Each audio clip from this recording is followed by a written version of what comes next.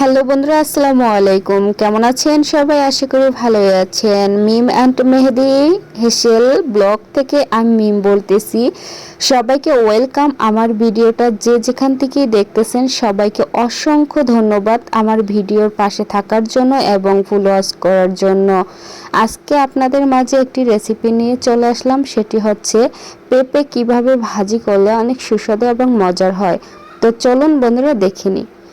আমি পেস্টটা কুচি কুচি করে কেটে নিয়েছি আর কাঁচামরিচ দিয়েছি অনেকগুলো, কারণ হচ্ছে ছোট ছোট কাঁচামরিচ ছিল। আর একটু ঝাল ঝাল যদি হয় তাহলে খেতে কিন্তু খুব ভালো লাগে। এই পেস্টটা তেলের ভিতরে একটু ব্রাউন কালার করে নিতে হবে, তাইলে কিন্তু কালারটা ভালো আসবে। আর কাঁচা থাকতে যদি আমি দিয়ে দিই তাহলে কিন্তু ভালো লাগবে না। আর এই যে দেখেন বৃষ্টি হচ্ছে, রিমঝিম বৃষ্টি, বাইরে খুবই ভালো লাগতেছে, ঠান্ডা ঠান্ডা ওয়েদার, অনেক ভালো লাগতেছে। কি বলবো, বলার ভাষা নেই। রৌদ্র আমার কাছে খুবই একদম বিরক্তকর লাগে, আর হচ্ছে অনেক গরম লাগে। এই জন্য বৃষ্টি একটু হালকা হালকা, ওয়েদারটা খুবই সুন্দর মাশাআল্লাহ। তো এখন এই দেখেন ভেজে নিচ্ছি। তো এভাবে ভেজে নেব। আর আমার পেজে যদি নতুন হয়ে থাকেন অবশ্যই পেজটা ফলো করে যাবেন, আর আমার ভিডিওটা সবাই শেয়ার করে দেবেন প্লিজ।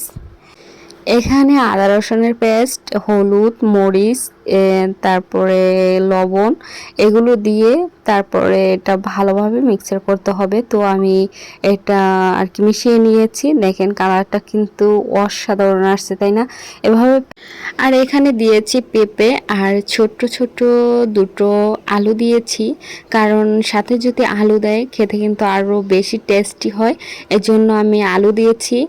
কারণ আলু যদি পেঁপের সাথে দিয়ে ভাজি করে এটা কিন্তু রুটি দিয়েও খাওয়া যায়, রুটি দিয়ে খেতেও কিন্তু অসাধারণ লাগে। তো একটু সেদ্ধ হওয়ার জন্য আমি হালকা পানি দিয়েছি, কারণ পেঁপেটা তো শক্ত শক্ত থাকবে, এই জন্য একটু পানি দিলে কি এটা সেদ্ধ হয়ে যাবে। তো দেখেন এই যে ভাজি হয়ে গেছে।